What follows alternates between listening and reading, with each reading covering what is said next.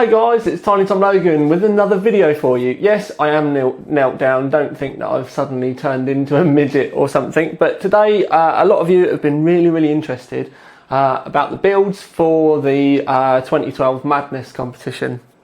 I wish kind of now I'd called it the 2012 End of the World competition. But hey, hindsight's a wonderful thing.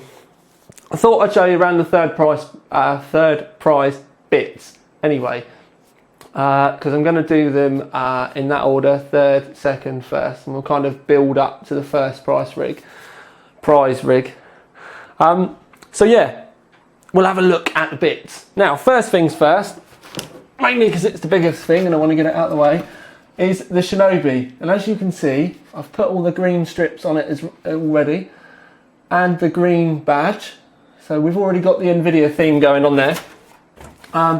We've got all the cables inside the case ready, and that's a full set. And I've also fitted the green LED Spectre fans in it. We've got two 120s in the front, 120 at the back, and at the moment there's only one 140 in the roof, but I have got another one if I need it.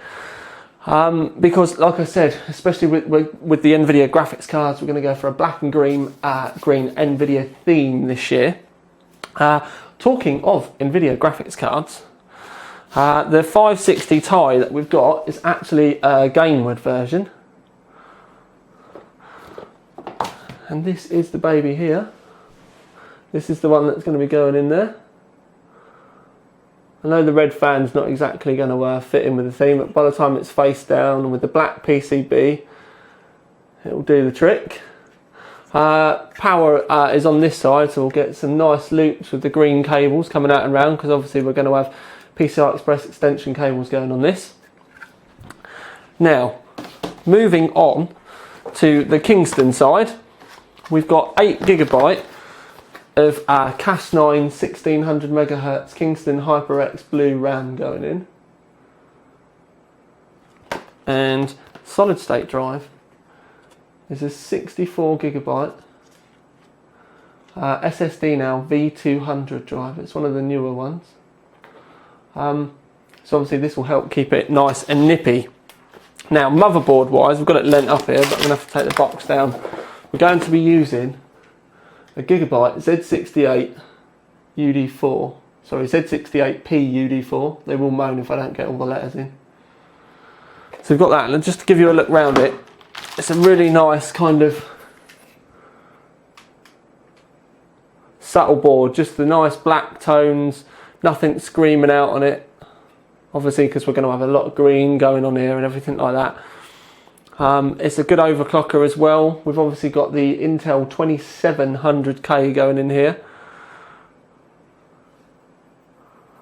So we'll have the graphics card in. We've got green SATA cables to go on. We've got green 24-pin, green 8-pin, green PCI Express, green USB cables, green front panel cables. So it should all, do you know what I mean? Once it might look a lot black at the moment. Once it's all in there, it should look fine. Now, one thing I've not decided on yet, the cooling that we're going to be using is a Noctua NHD14. Obviously the Noctua is great, really good performer as well. The thing that I've not decided on yet is whether I'm going to use the Noctua fans or not. Now, I know the cooler is going to perform better with the Noctua fans. It's just I don't know whether it's going to fit in with the theme too well. So what I'm going to try and do is use the BitFenix Spectres, because I've got some spares. If it performs well enough with the overclock, then I'll use the Spectres. If it doesn't, I'll just use the Noctua fans. And that's not a diss on the BitFenix fans at all. It's just because, to be perfectly honest with you, the D14 works so well because those fans and the cooler are just practically built for each other. They're so well tuned together, it's unreal. So obviously, there are people out there that change the fans, dye the fans and stuff like that, but you almost definitely end up with a drop in performance, or it'll get noisier. Now the Spectres are very quiet fans. They don't move an immense amount of air. The reason why I used them in my Shinobi rig is, like I said, they were really quiet, and I sacrificed, them being the rig being slightly warmer for the fact that I can hardly hear it. I can hear the pump in the front of it more than anything else. So yeah, I'm just going to have to kind of have a little bit of a play with it and make decisions on the fly as I go along. I will try and get that on camera for you, but obviously we never know what's going to happen. But moving on, the next thing that's going to be going in is the Enermax power supply. Now it's the Module 87 Plus. It's one of their gold rated units. It's 600 watts, which is plenty for what we're actually going to be using it for. Overkill really, if anything, to be perfectly honest with you. I will be putting it in there fan up, as I always do. People always ask me why I do. And there is no right or wrong way. People that come and tell me that their fans are upside down, do you know what I mean? It doesn't make any difference. It doesn't really count as an exhaust because it doesn't really move an immense amount of air. To be perfectly honest with you, I just do it because I like the look of the fan. The only thing that I probably will do is, if you have a look, this is the way it's going to look in the rig. And what I will probably do is turn the fan cage round. I can never yeah, I'm having a complete blank day today. But anyway, fan grill. I'll turn the fan grill round so that the Enermax logo is more visible from where it's going to be sitting. Other than that, it will look pucker inside, and we'll get all the cables kind of really neatly put away. Try and make it all look really tidy. But yeah, I just put them fan side up because I like looking at them. A lot of people say it should suck cold air from the outside. Well, to be perfectly honest with you, the power supplies are meant to be designed to run at 50 degrees. So giving it a little bit of air from the inside of your case really doesn't make any difference.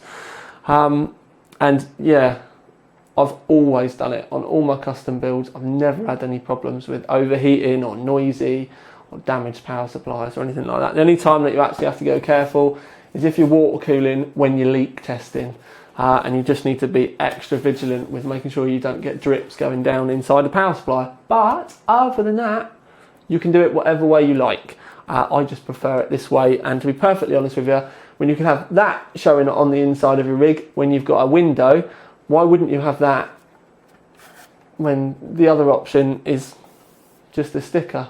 So I just go with what looks nicer, and I'd much rather see that. So there you go.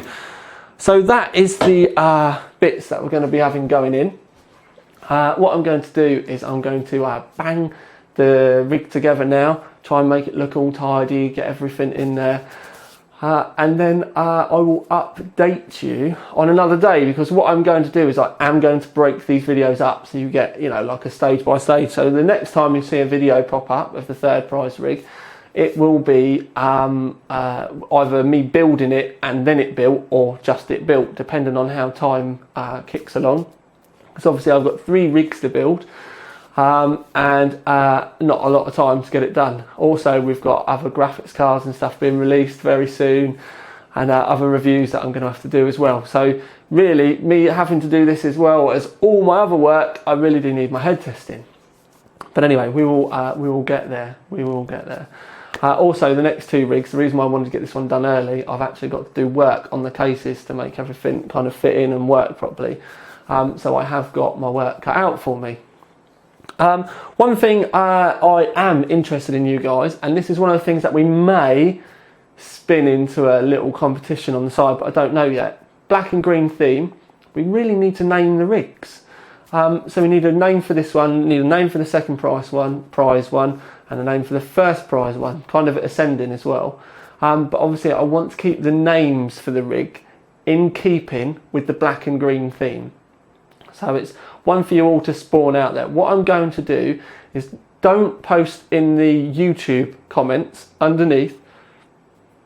Go to the Tiny Tom Logan page, click like, and then post the comments there. And what I'll do is I'll start a thread, look for the thread, and then we'll start a big discussion about it. And that's probably the easiest place to do it. So yeah, if you're interested in helping name the rig, go to Facebook, look for the thread on the Tiny Tom Logan page, and then we'll start discussing the names, and then hopefully we'll pick something out for it. So I'm not really going to take any notice of the YouTube ones. We're going to go and do it on Facebook, because that's easier for me to be able to have a discussion with you, with lots of people all at the same time. And with YouTube, obviously because of the way the comment system works, we can't get loads of people involved all with the same thing. You all end up with your own individual thing. So we'll do it like a conversation. So please make sure you do it on the correct thread on Facebook and not just start some random spam fest, because I will just remove the posts. Find the right thread. Hopefully that's not too difficult for you all to understand. But yes, this is Tiny Tom Logan. Believe it or not, on a Sunday morning. I really do need to get a life. It's such a nice day outside. I should be outside riding my bike.